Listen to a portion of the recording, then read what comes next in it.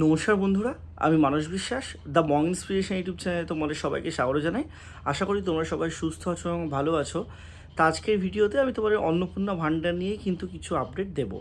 তা ভিডিওটা শুরু করার আগে একটা ডিসক্লেমার তোমাদের আমি সবাইকে দিতে চাই, তোমাদের ভালো লাগুক বা খারাপ লাগুক। দেখো, অন্নপূর্ণা ভাণ্ডারের যে টাকাটা দেওয়া হবে সেই টাকাটা আমি আমার কোষাগার থেকে দেবো না, এই টাকাটা সরকার দেবে। তারাই সেটা ইমপ্লিমেন্ট করেছে, তারাই সমস্ত কিছু বলেছে।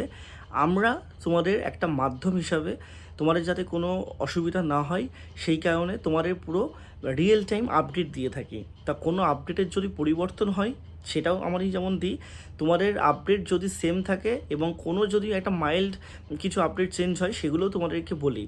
তোমাদেরকে ইন্ডিভিজুয়াল মানুষকে স্যাটিসফাই করার জন্য যে এখনই টাকা ঢুকে যাবে, আজই টাকা ঢুকে যাবে, কাল টাকা ঢুকে যাবে এরকম করে বলার জন্য তো তোমাদের ভিডিওগুলো করি না।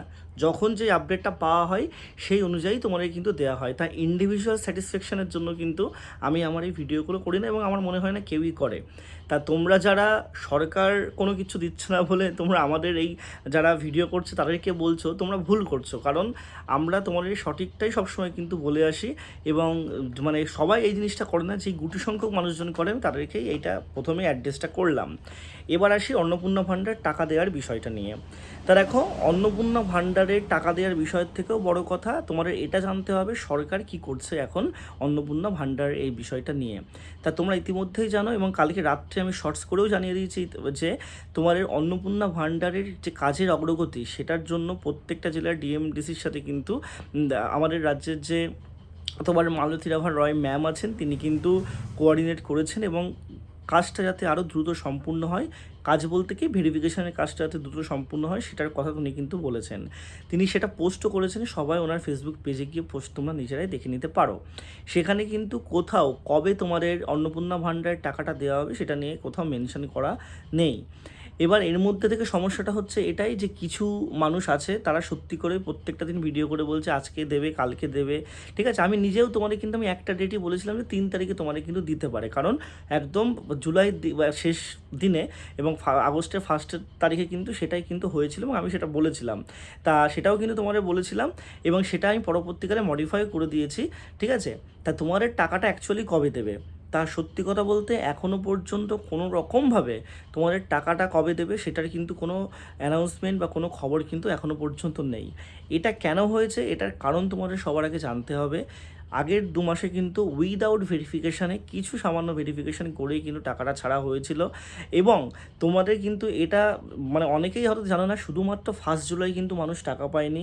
1 জুলাইয়ের পরে মোটামুটি তোমরা ধরে রাখতে পারো 15 থেকে 20 জুলাই পর্যন্ত অনেকের অ্যাকাউন্টে কিন্তু টাকা ঢুকেছে। 12 তারিখ, 14 তারিখ, 16 তারিখ, 8 তারিখ, 7 তারিখ এরকম বিভিন্ন মাসে কিন্তু টাকাটা তারা পেয়েছে।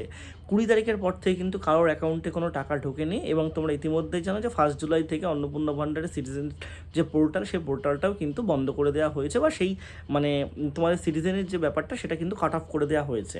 তা এর মেন কারণ তোমরা ইতিমধ্যেই জানো যে এর আগের মাসে তোমাদের পোস্ট ডিস্ট্রিবিউশন সেরিমনিতে প্রথমে একটা মুখ্য সচিব বৈঠক করে, দেন একটা ডিএমডিসিদের নিয়ে বৈঠক হয় এবং সেখানে সিদ্ধান্ত হয় যে ট্যাক্স পেয়ার, আশাকর্মী, প্যারা টিচার এইসব মানুষজন তাদের কিন্তু অন্নপূর্ণা ভাণ্ডারের আওতা থেকে বাহির করা হবে বা অন্নপূর্ণা ভাণ্ডারে এখন আপাতত তাদেরকে স্টে করা হচ্ছে এবং তোমরা দেখতে পেয়েছো আশাকর্মীরা অনেক জায়গায় বিক্ষোভ কিন্তু দেখিয়েছে।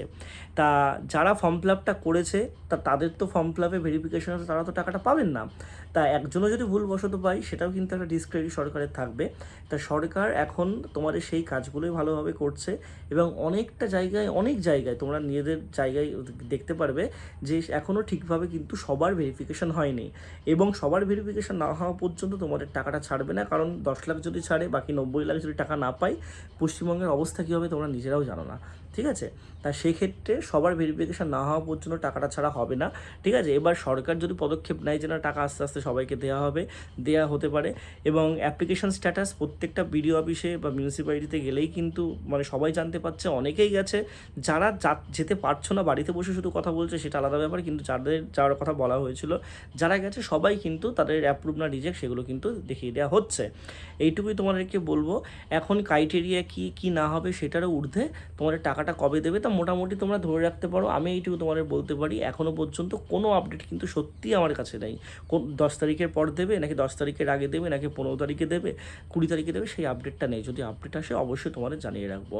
আর এই ভিডিওগুলো না করলে তোমরা ঠিকভাবে বুঝতে পারো না, তোমরা ফোন করতে থাকো, মেসেজ করতে থাকো।